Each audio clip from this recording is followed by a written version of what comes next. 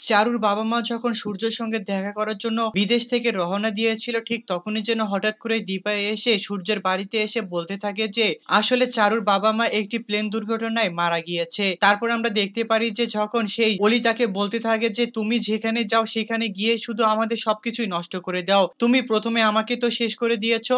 তারপরে এখন আমাদের জীবনে ফিরে এসে আবারও চারুর বাবা-মাকেই শেষ করে ফেললে। বারবার করে শুধু অলি তার মাকে অপবাদ দিতে থাকে। তখন যেন সেই দীপা কোনো কিছু না বলে শুধু একটি কথা বলে, চারুর যেহেতু এখন বাবা-মা নেই তাহলে তো এখন তোমাদেরকেই তাকে সামলাতে হবে।